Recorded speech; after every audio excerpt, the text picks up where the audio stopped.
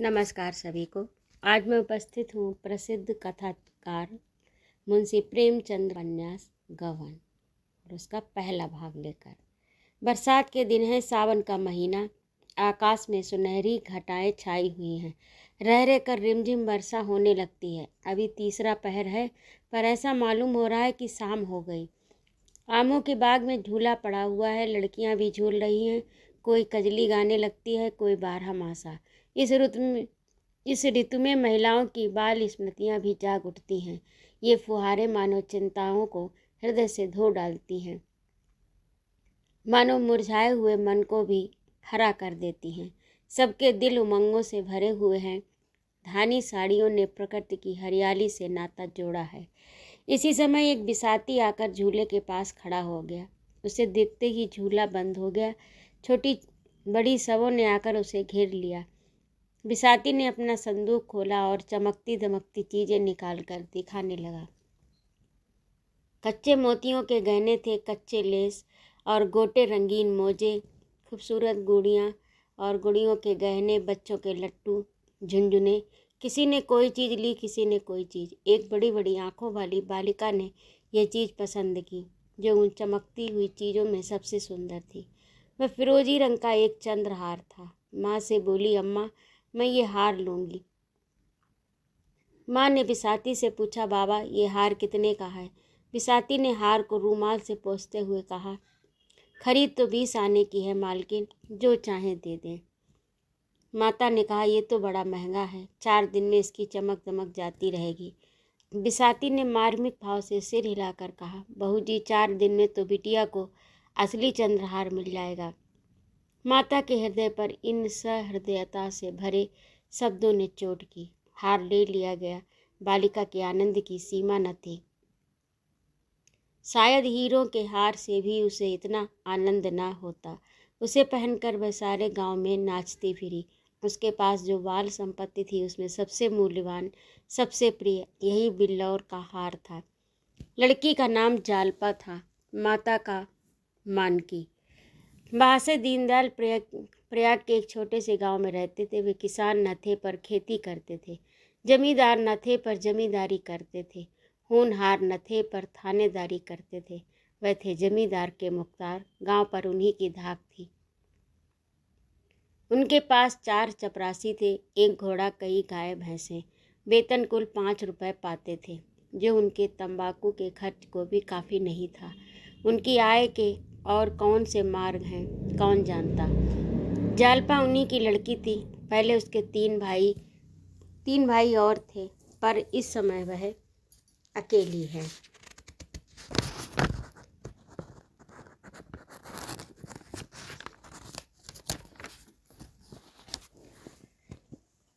दीनदयाल जब कभी प्रयाग जाते तो जालपा के लिए कोई न कोई आभूषण जरूर लाते। गुड़िया और खिलौने वह व्यर्थ समझते थे, इसीलिए जालपा आभूषणों से ही खेलती थी।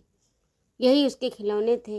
वह बिल्लौर का हार जो उसे बिसाती से लिया था, उसने अब उसका सबसे प्यारा खिलौना था। एक दिन दीनदयाल लौटे तो मानकी के लिए चंद्रहार लाए। मानकी की ये साथ बहुत दिनों से थी। ये हार पाकर वह मुग्ध हो गई। जालपा को अपना हार अच्छा न लगता। पिता से बोली, बाबूजी, मुझे भी ऐसा ही हार ला दीजिए। दीनदयाल ने कहा, ला दूंगा बेटी।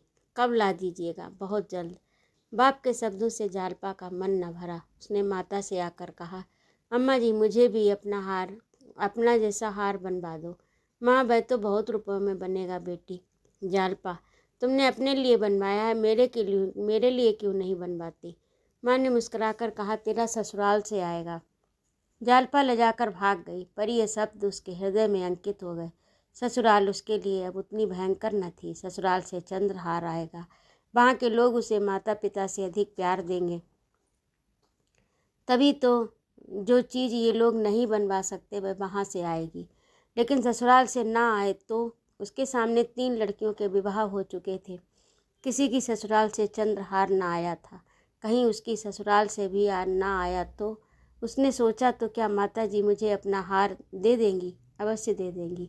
इस तरह हंसते खेलते 7 वर्ष कट गए और वह दिन भी आ गया जब उसकी चिर संचित अभिलाषा पूर्ण होगी। मुंशी दीनदयाल की जान पहचान के आदमियों में एक महाशय दयानाथ थे। वे बड़े ही सज्जन और सहृदय, कचहरी में नौकर थे, 50 रुपये वेतन पाते थे। दीनदयाल अदालत के कीड़े थे। दयानाथ को उनसे सैकड़ों बार काम पड़ चुका था। चाहते तो हजारों वसूल करते, पर कभी एक पैसे के भी रवादार नहीं हुए। कुछ दीनदयाल के साथ ही उनका ये सलूक न था, उनका ये स्वभाव था। ये बात भी न थे कि वे बहुत ऊंचे आदर्श के आदमी थे, रिश्वत को हराम समझते थे। लड़के अच्छे कपड़ों को तरसते, स्त्री गहने को तरसती, पर दयानाथ विचलित न होते। बड़ा लड़का रमानाथ 2 महीने तक कॉलेज रहने के बाद पढ़ना छोड़ बैठा। पिता ने साफ कह दिया, मैं तुम्हारी डिग्री के लिए सबको भूखा और नंगा नहीं रख सकता। पढ़ना चाहते हो तो अपने पुरुषार्थ से पढ़ो, बहुतों ने किया है, तुम भी कर सकते हो। लेकिन रमानाथ में इतनी लगन न थी। इधर 2 साल से बिल्कुल बेकार था। शतरंज खेलता, सैर सपाटे करता और छोटे भाइयों पर रौब जमाता। दोस्तों की बदौलत शौक पूरा होता रहता था। किसी का चेस्टर मान लिया और शाम को हवा खाने निकल गया। किसी का पंप शू पहन लिया, किसी की घड़ी कलाई में बांधी। कभी बनारसी फैशन से निकले, कभी लखनवी फैशन से। 10 मित्रों ने एक एक कपड़ा बनवा लिया तो 10 सूट बदलने का साधन हो गया। सहकारिता का ये बिल्कुल नया उपयोग था। इसी युवक को दीनदयाल ने जालपा के लिए पसंद किया। दयानाथ शादी करना नहीं चाहते थे। उनके पास न रुपए थे और न एक नए परिवार का भार उठाने की हिम्मत। पर रामेश्वरी ने त्रियाहट से काम लिया और इस शक्ति के सामने पुरुष को झुकना पड़ा। रामेश्वरी बरसों से पुत्र वधू के लिए तड़प रही थी, सो उसके सामने बहुएं बनकर आईं। जो उनके सामने बहुएं बनकर आईं, वे आज पोते खिला रही हैं और उस दुखिया को कैसे धैर्य होता। वह कुछ निराश हो चली थी, ईश्वर से मनाती थी कि कहीं से बात आ जाए। दीनदयाल ने संदेश भेजा तो उसको आंखें मिल गईं, मगर कहीं ये शिकार हाथ से निकल गया तो फिर न जाने कितनी राह देखनी पड़ेगी। कोई यहाँ क्यों आने वाला है? न धन ही है, न जायदाद है, कब लड़के पर कौन रिश्ता है? लोग तो धन देखते हैं। इसलिए उसने इस अवसर पर सारी शक्ति लगा दी और उसकी विजय हुई। दयानाथ ने कहा, जो आदमी अपने पेट की फिक्र नहीं कर सकता, उसका विवाह करना मुझे अधर्म सा मालूम होता है। फिर रुपए की भी तो फिक्र है। 1000 तो टीम टाम के लिए चाहिए, जोड़े और गहने के लिए अलग। रामेश्वरी बोली, वह भी तो कुछ देंगे। मैं उनसे मांगने तो जाऊंगा नहीं, तुम्हारे मांगने की ज़रूरत ही ना पड़ेगी, वह खुद ही देंगे। लड़की के ब्याह में पैसे का मुंह कोई नहीं देखता। हाँ, मुकद्दर चाहिए। सो दीनदयाल पोढ़े आदमी हैं और फिर यही एक संतान है, बचाकर रखेंगे तो किसके लिए? दयानाथ को अब कोई बात न सूझी, केवल यही कहा, मैं न कहूँगा कि मत दो, मैं कर्ज लेना नहीं चाहता। रामेश्वरी ने इस बाधा को मानो हवा में उड़ाकर कहा, मुझे तो विश्वास है कि वे टीके में 1000 से कम न देंगे। तुम्हारे टीम टाम के लिए इतना बहुत है। गहनों का प्रबंध किसी शराब से कर लेना, द्वार पर 1000 भी न देंगे क्या? वही रुपए शराब को दे देना, 200-400 बाकी रहे वे धीरे धीरे चुक जाएंगे। बच्चा के लिए कोई न कोई द्वार खुलेगा ही। दयानाथ ने उपेक्षा भाव से कहा, खुल चुका। जिसे शतरंज और सैर सपाटे से फुर्सत ना मिले, उसके सभी द्वार बंद मिलेंगे। रामेश्वरी बोली, बहू आ जाएगी तो इसकी आंखें भी खुलेंगी, देख लेना। अपनी बात याद करो, जब तक गले में जुआ नहीं पड़ा तभी तक कुलेले हैं। निकम्मों को राह पर लाने का इससे बढ़कर और कोई उपाय नहीं है। मुंशी दीनदयाल उन आदमियों में से थे जो सीधे के साथ सीधे होते थे और टेढ़ों के साथ टेढ़े और शैतान हो जाते थे। दयानाथ बड़ा सा मुंह खोलते, हजारों की बात करते तो दीनदयाल उन्हें ऐसा चकमा देते कि वे उम्र भर याद रखते। दयानाथ ने उन्हें वशीभूत कर लिया। उनका ये विचार 1000 देने का था, पर 1000 टीके में ही दे आए। मानकी ने कहा, जब टीके में 1000 दिया तो इतना घर पर भी देना पड़ेगा। दीनदयाल चढ़कर बोले, भगवान मालिक है। जब उन लोगों ने उदारता दिखाई और लड़का मुझे सौंप दिया तो मैं दिखा देना चाहता हूँ कि हम शरीफ हैं और सील को पहचानते हैं। दीनदयाल 1000 तो दे आए, पर दयानाथ का बोझ हल्का करने के बदले भारी कर दिया। यह कर्ज से कोसों दूर भागते थे। इस शादी में उन्होंने मियाँ की जूती, मियाँ की सर वाली नीत निभाने की ठानी थी, पर दीनदयाल की सहृदयता ने उनका संयम तोड़ दिया। धूमधाम से ब्याह करने की ठन गई। पहले जोड़े गहने को उन्होंने गौर समझ रखा था, अब वही सबसे मुख हो गया। ऐसा चढ़ाव हो कि मड़वे वाले देखकर भड़क उठे। 3,000 का सामान बनवा डाला। शराब को 1,000 के लिए 1 सप्ताह का वायदा किया। उसने भी कोई आपत्ति नहीं की। फिर भी चंद्रहार की कसर रह गई। जड़ाऊ चंद्रहार 1,000 से नीचे अच्छा नहीं मिल सकता था। दयानाथ का तो जी लहराया कि उसे भी ले लगे हाथ। किसी को नाक सिकोड़ने की जगह न रहेगी। पर रामेश्वरी इस बार पर राजी नहीं हुई। बाजी पलट चुकी थी। दयानाथ ने गर्म होकर कहा, तुम्हें क्या, तुम तो घर में बैठी रहोगी, मौत मेरी होगी जब उधर से लोग नाक भाव सिकोड़ने लगेंगे। रामेश्वरी, दोगे कहाँ से, कुछ सोचा है? दयानाथ, कम से कम 1,000 तो वहाँ मिल ही जाएंगे। रामेश्वरी, खून मुँह लग गया है क्या? दयानाथ ने शर्माकर कहा, नहीं नहीं, मगर वहाँ भी तो कुछ मिलेगा। रामेश्वरी मिली, वहाँ मिलेगा तो खर्च भी होगा। इस तरह चंद्रहार का प्रस्ताव रद्द हो गया। मगर न दयानाथ दिखावे और नुमाइश को चाहे अनावश्यक समझे, रमानाथ उसे परम आवश्यक समझता था। बारात ऐसे धूमधाम से जानी चाहिए कि गांव भर में शोर मच जाए कि पहले दूल्हे के लिए पालकी का विचार था। रमानाथ ने मोटर पर जोर दिया। उसके मित्र ने इसका अनुमोदन किया। प्रस्ताव स्वीकृत हो गया। दयानाथ एकांत प्रिय जीव थे। न किसी से मित्रता थी, न किसी से मेल जोल। रमानाथ मिलनसार युवक था। उसके मित्र ही इस समय हर कार्य में अग्रसर हो रहे थे। जो काम करते दिल खोल कर। आतिशबाजियाँ बनवाईं अव्वल दर्जे की, नाच ठीक किया अव्वल दर्जे का, गाजे बाजे भी अव्वल दर्जे के। दयानाथ उनको देखकर चिंतित हो जाते, पर वह कुछ न कह सकते। क्या कहते? नाटक उस वक्त पास होता है जब रसिक समाज उसे पसंद कर लेता है। बारात का नाटक उस वक्त पास होता है जब राह चलते आदमी को पसंद कर लेते हैं। दयानाथ का तमाशा पास हो गया। शहर में 3रे दर्जे में आता, गांव के अव्वल दर्जे में आया। कोई बाजों की धों धों पों पों सुनकर मस्त हो रहा था, कोई मोटर को आंखें फाड़ कर देख रहा था। कुछ लोग फुलझड़ियों के तख्ते देखकर लोटपोट हुए जाते थे। हवाइयाँ जब सन्न से ऊपर जाती तो आकाश में लाल पीले हरे नीले कुमकुमे से बिखर जाते। जब चरखियाँ छूटती, उनमें नाचते हुए मोर निकलते तो लोग मंत्र मुग्ध से हो जाते। जालपा के लिए इन चीज़ों में लेस मात्र भी आकर्षण नहीं था। हाँ, वह बर को एक आंख देखना चाहती थी, वह भी सबसे छिपाकर।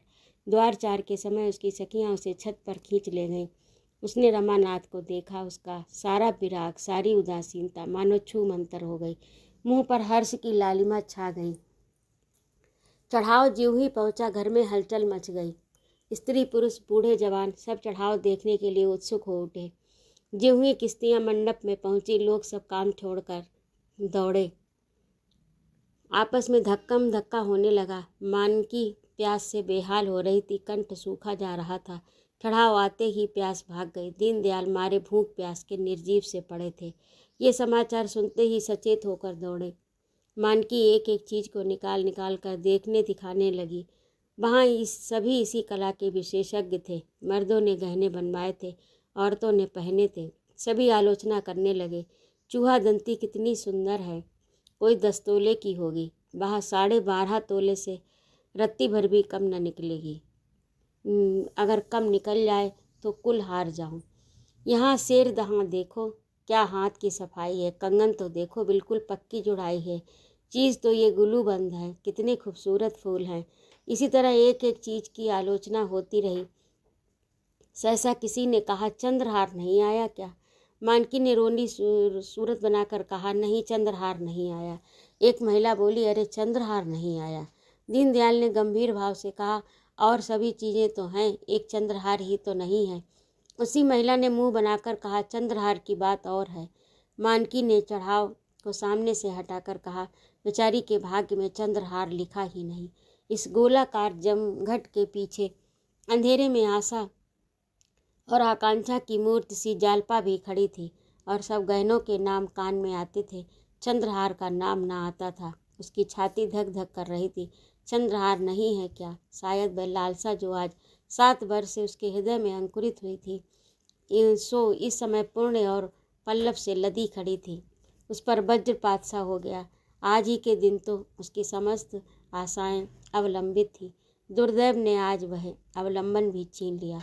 उस निराशा के आवेश में उसका ऐसा जी चाहने लगा कि अपना मुंह नोच डाले, पर उसका बस नहीं चलता तो वह चढ़ाव को उठाकर आग में फेंक देती। कमरे में आले पर शिव की मूर्ति रखी हुई थी। उसने उसे उठाकर ऐसा पटका कि उसकी आशाओं की भांति चूर चूर हो गई। उसने निश्चय किया कि मैं कोई आभूषण नहीं पहनूंगी।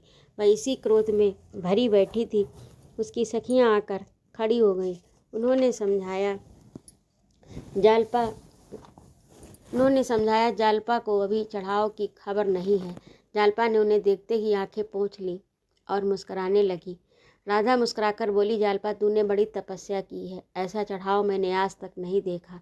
अब तो सब साथ पूरी हो गई। जालपा ने अपनी लंबी लंबी पलकें उठाकर उसकी ओर ऐसे देखा मानो जीवन में अब उसके लिए कोई आशा नहीं।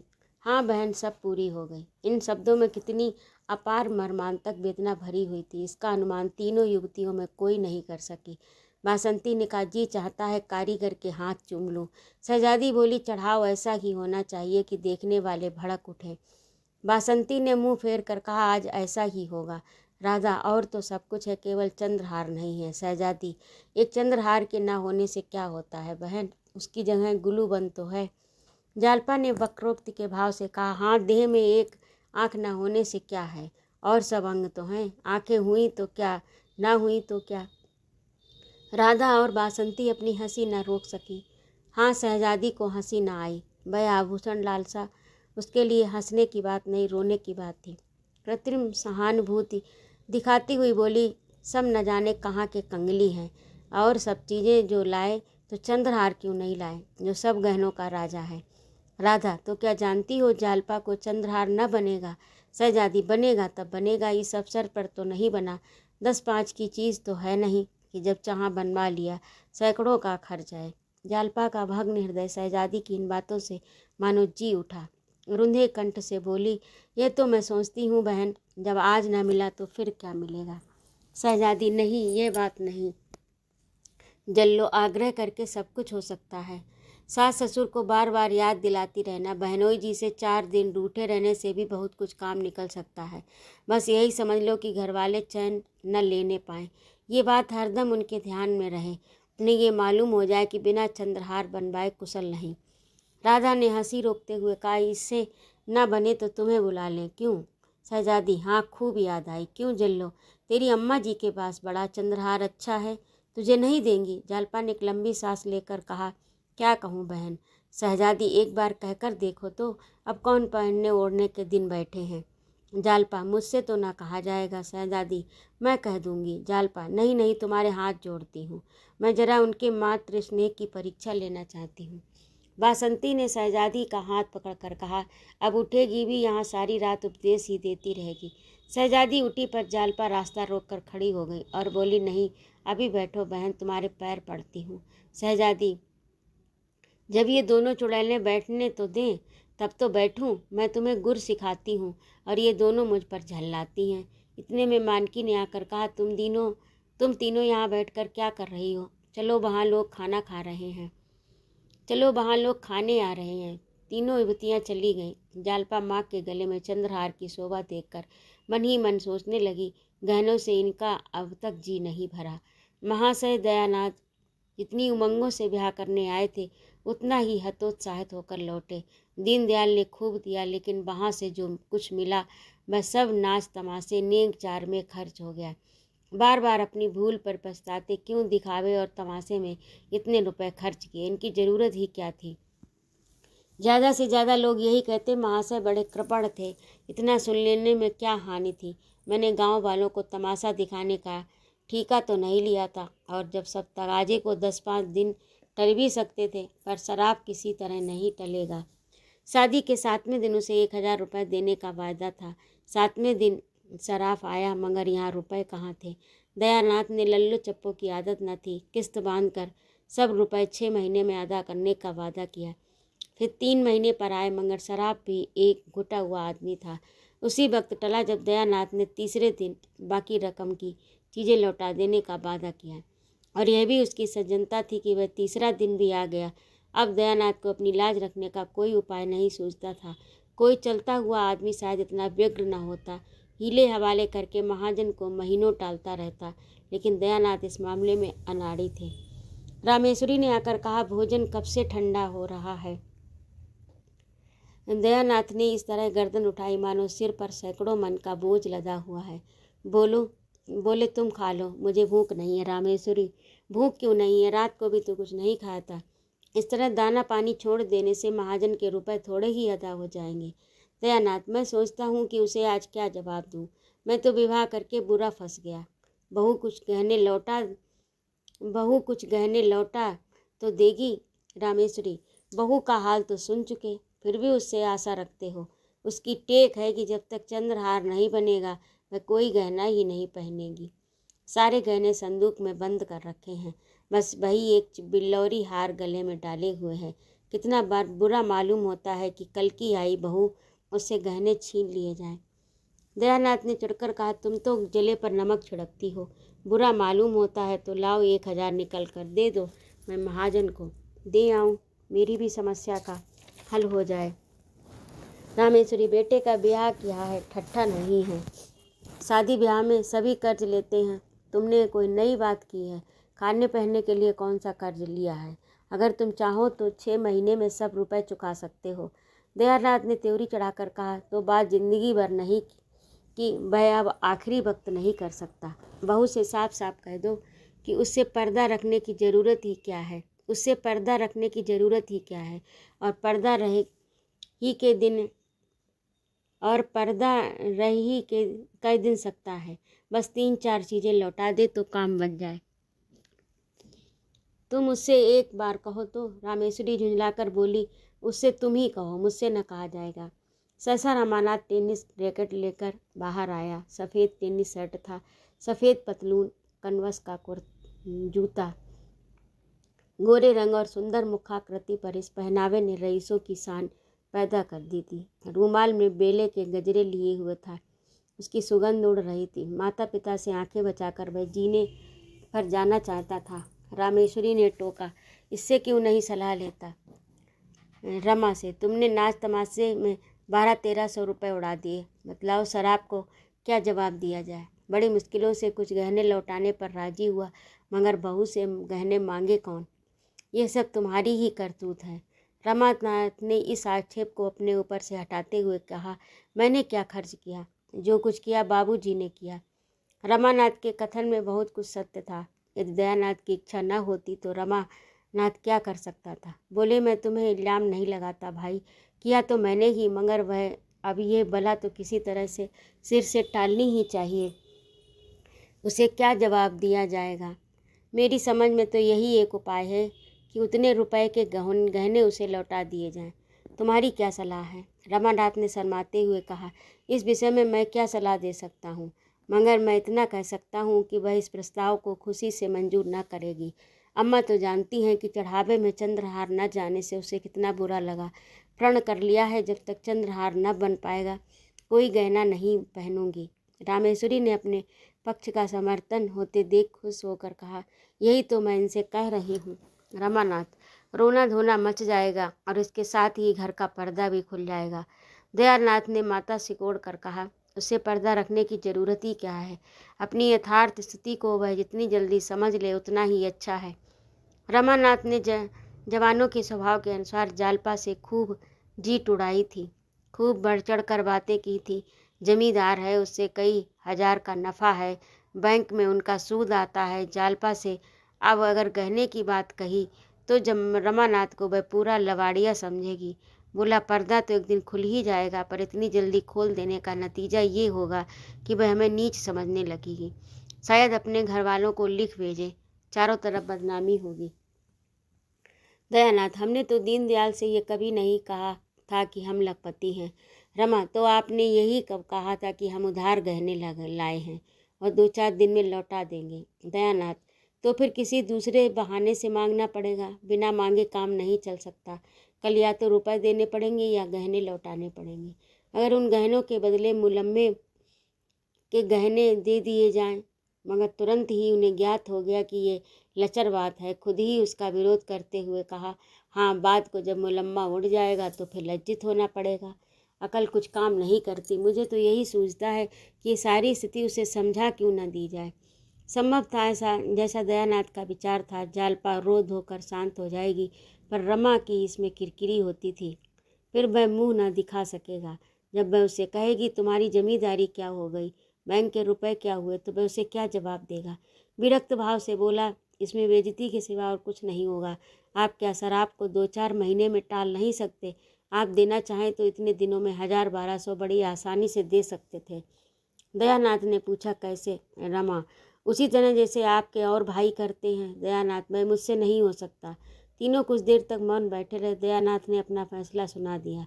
रामेश्वरी और रमा को ये फैसला मंजूर न था, इसलिए अब इस गुत्थी को सुलझाने का भार उन्हीं दोनों पर था। रामेश्वरी ने भी एक तरह से निश्चय कर लिया, दयानाथ को झक मारकर अपना नियम तोड़ना ही पड़ेगा। ये कहाँ की रीति है कि हमारे ऊपर संकट पड़ा हो और हम अपने नियमों का राग अलापे जाएं। रमानाथ बुरी तरह फंसा था। वह खूब जानता था कि पिताजी ने जो काम नहीं किया वह आज करेंगे। वह पछता रहा था कि मैंने क्यों जालपा से डींगे मारी, जब अपने मुंह की लाली रखने का सारा भार उसी पर था। जालपा की अनुपम छवि ने पहले ही दिन उस पर मोहिनी डाल दी थी। वह अपने सौभाग्य पर फूला न समाता था। क्या ये घर ऐसी अनन्य सुंदरी के योग्य था?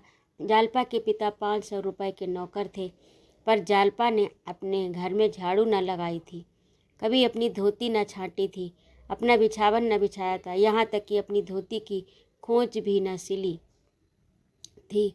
दयानाथ 50 रुपये पाते थे, पर यहाँ केवल चौका बर्तन करने के लिए महरी थी। बाकी सारा काम अपने ही हाथों करना पड़ता था। जालपा शहर और देहात का फ़र्क क्या जाने। शहर में रहने का उसे कभी अवसर न पड़ा। वह कई बार पति और सास से आश्चर्य से पूछ चुकी थी, यहाँ कोई नौकर नहीं है? जालपा के घर दूध ही किसी की कमी नहीं थी। यहाँ बच्चों को दूध मैसर नहीं था। इन सारे अभावों की पूर्ति के लिए रमानाथ के पास मीठी मीठी बड़ी बड़ी बातों के सिवा और था ही क्या। उसने कितने ही उपाय सोचे, लेकिन ऐसा कोई न था जो आगे चलकर उसे उलझनों में न डाल देता, दलदल में न फंसा देता। एकाएक उसे एक चाल सूझी। उसका दिल उछल पड़ा और वह इस बात को मुंह तक लेकिन ला नहीं सका। दयानाथ ने पूछा, कोई बात सूझी? मुझे तो कोई कुछ नहीं सूझता। कोई उपाय सोचना ही पड़ेगा। आप ही सोचिए। मुझे तो कुछ नहीं सूझता। क्यों नहीं? उससे 2-3 गहने मांग लेते। तुम चाहो तो ले सकते हो। मुझे शर्म आती है। तुम विचित्र आदमी हो, न खुद मांगोगे न मुझे मांगने दोगे। तो क्या आखिर ये नाव कैसे चलेगी? एक बार नहीं 1000 बार कह चुका हूँ, मुझसे कोई आशा मत रखो। मैं अपने आखिरी दिन जेल में नहीं काट सकता। रामेश्वरी ने अनुमोदन किया। मुझसे तो नहीं देखा जाता कि अपना आदमी चिंता में पड़ा रहे और मैं गहने पहने बैठी रहूं। नहीं तो आज मेरे पास भी गहने न होते। एक एक कर सब निकल गए। विवाह में 5000 से कम चढ़ावा नहीं आया था, मगर 5 ही साल में स्वाहा हो गया। दयानाथ जोर देकर बोले, ये शर्म का अवसर नहीं है, मांगना पड़ेगा। रमानाथ ने झेपते हुए कहा, मैं मांग तो नहीं सकता, कहिए तो उठा लाऊं। ये कहते कहते लज्जा, क्षोभ और अपनी नीचता के ज्ञान से उसकी आंखें सजल हो गईं। दयानाथ ने भौचक्के होकर कहा, उठा लाओ, उससे छिपा कर। रमानाथ ने तीव्र कंठ से कहा, आप क्या समझ रहे हैं? दयानाथ ने माथे पर हाथ रख लिया और एक क्षण के बाद आहत कंठ से बोले, नहीं, मैं ऐसा न करने दूंगा। मैंने जाल कभी नहीं किया और न कभी करूंगा, वह भी अपनी बहू के साथ। छी छी, जो काम सीधे से चल सकता है उसके लिए फरेब क्यों? रमानाथ, मगर जब आप जानते हैं ये नौबत आएगी तो इतने जेवर ले जाने की ज़रूरत ही क्या थी? व्यर्थ की विपत्ति मोल ले ली। इससे कई लाख गुना अच्छा था कि आसानी से जितना ले जा सकते थे उतना ही ले जाते। दयानाथ कुछ लज्जित होकर बोले, इतने पर भी केवल चंद्रहार न होने से वहाँ हाय तौबा मच गई। रमानाथ, उस हाय तौबा से हमारी क्या हानि हो सकती थी? जब इतना करने पर भी हाय तौबा मच गई तो मतलब भी ना पूरा हुआ। उधर बदनामी हुई, इधर ये आफत सिर पर आई। अब मैं ये नहीं दिखाना चाहता कि हम इतने फटे हाल हैं कि चोरी हो जाने पर तो सब्र करना ही पड़ेगा। दयानाथ चुप हो गए। उस आवेश में रमा ने उन्हें खरी खरी सुनाई और वह चुपचाप सुनते रहे। आखिर जब सुना न गया तो उठकर पुस्तकालय चले गए। रमा भी वहाँ से उठकर जालपा के पास न जाकर अपने कमरे में गया। मोड़े में बैठकर गोपीनाथ से बोला, तुमने भांग की दुकान देखी है ना? गोपीनाथ प्रसन्न होकर बोली, हाँ देखी, क्यों नहीं। जाकर 4 पैसे का माजूम ले लो, दौड़े हुए आना। हाँ, हलवाई की दुकान से आधा सेर मिठाई भी लेते आना। ये रुपया लो। रात के 10 बज गए थे। जालपा खुली छत पर लेटी थी। जेठ की सुनहरी चांदनी में सामने फैले नगर के कलश, गुंबज, वृक्ष स्वप्न और चित्रों से लगते थे। जालपा की आंखें चंद्रमा की ओर लगी हुई थी। उसे ऐसा मालूम हो रहा था कि मैं चंद्रमा की ओर उड़ी जा रही हूँ। सहसा रमानाथ हाथ में पोटली लिए मुस्कुराता हुआ आया और चारपाई पर बैठ गया। जालपा ने उठकर पूछा, पोटली में क्या है? रमानाथ, बूझो तो जानू। जालपा, हंसी का गोलगप्पा है। वह कहकर हंसने लगी। गलत। रमानाथ, गलत। जालपा, तो प्रेम की पिटारी होगी। रमानाथ, ठीक, आज मैं तुम्हें फूलों की देवी बनाऊंगा। जालपा खिल उठी। रमा ने बड़े अनुराग से उसे फूलों के गहने पहनाने शुरू किए। फूलों के शीतल कोमल स्पर्श से जालपा के कोमल शरीर में गुदगुदी सी होने लगी। उन्हीं फूलों की भांति उसका एक एक रोम प्रफुल्लित हो उठा।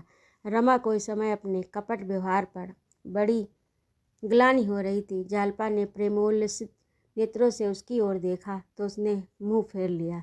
उस सरल विश्वास से भरी हुई आंखों के सामने वह ताक न सका। उसने सोचा, मैं कितना कायर हूँ। क्या बाबूजी को साफ साफ जवाब नहीं दे सकता? क्या जालपा से घर की दशा को साफ कह देना मेरा कर्तव्य नहीं है? उसकी आंखें भर आई। जाकर मोड़ेर के पास खड़ा हो गया। प्रणय के उस निर्मल आकाश में उसका मनोविकार किसी तरह जंतु की भांति घूरता हुआ जान पड़ता था। उसे अपने ऊपर इतनी घृणा हुई कि एक बार जी में आया कि सारा कपट व्यवहार खोल दूं, लेकिन संभल गया। कितना भयंकर परिणाम होगा। जालपा की नज़रों में गिर जाने की कल्पना उसके लिए असह्य थी। जालपा ने प्रेम सरस नेत्रों से देखकर कहा, मेरे दादाजी तुम्हें देख कर गए और अम्मा जी से तुम्हारा बखान करने लगे, तो मैं सोचती थी कि तुम जाने कैसे होगे। रमानाथ ने एक लंबी सांस खींची, कुछ जवाब ना दिया। जालपा, अच्छा, क्या तुम बाजार की तरफ गए कि नहीं? रमा ने सिर झुकाकर कहा, आज तो फुर्सत नहीं मिली। जालपा, जाओ, मैं तुमसे न बोलूँगी, रोज हीले हवाले करते हो। रमानाथ का कलेजा मसोस उठा। ये चंद्रहार के लिए इतनी विकल हो रही है और इसे क्या मालूम दुर्भाग्य इसका सर्वस्व लूटने का सामान कर रहा है। आधी रात बीत चुकी थी। चंद्रमा चोर की भांति एक वृक्ष की आड़ से झांक रहा था। जालपा पति के गले में हाथ डाले हुए निद्रा में मग्न थी। रमा मन में विकट संकल्प करके धीरे से उठा। रमानाथ मन में विकट संकल्प करके धीरे से उठा। एक क्षण खड़ा मुग्ध नेत्रों से जालपा के निद्रा विहसित मुख की ओर देखता रहा। कमरे में जाने का साहस न हुआ। जालपा ने चौंक कर पूछा, कहाँ जाते हो? क्या सवेरा हो गया? रमा, अभी तो बड़ी रात है। जालपा, तो तुम बैठे क्यों हो? रमा, कुछ नहीं, जरा पानी पीने को उठा था। जालपा ने प्रेमातुर होकर रमानाथ के गले में बाहें डाल दी और उसे सुलाकर कहा, तुम इस तरह मुझ पर टोना करोगे तो मैं भाग जाऊंगी। रमा ने फूटे स्वर में कहा। रमानाथ ने फूटे स्वर में कहा, टोना नहीं कर रहा हूँ, आंखों की प्यास बुझा रहा हूँ। दोनों फिर सोए, एक उल्लास में डूबी, दूसरा चिंता में मग्न। 3 घंटे और गुजर गए। द्वादशी के चांद ने अपना विश्व दीपक बुझा दिया। प्रभात की शीतल समीर प्रकृति को मध्य के प्याले में पिलाती फिरती थी। रमा के मन में भांति भांति के तर्क वितर्क उठने के कारण बार बार वह उठता था और फिर लेट जाता था। आखिर जब 4 बजने की आवाज़ कान में आई तो घबराकर उठ बैठा और कमरे में जा पहुंचा। गहनों की संदूकची अलमारी में रखी हुई थी। रमानाथ ने उसे उठा लिया और थर थर काँपता हुआ नीचे उतर आया। इस घबराहट में इतना अवकाश न मिला कि वह कुछ कहने छांट कर निकाल लेता।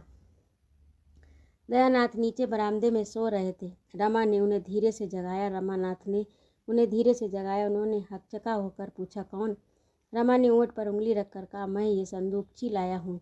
दयानाथ सावधान होकर बैठ गए। रमा ने जिस वक्त उनसे गहने उठा लेने की बात कही थी, उन्होंने समझा था कि वह आवेश में कह रहा है। उन्हें इसका विश्वास नहीं था कि रमा जो कुछ कह रहा है उसे पूरा भी कर दिखाएगा। पूछा, ऐसे क्यों उठा लाए? रमा ने धृष्टता से कहा, आप ही का हुक्म था। दयानाथ, झूठे कहते हो।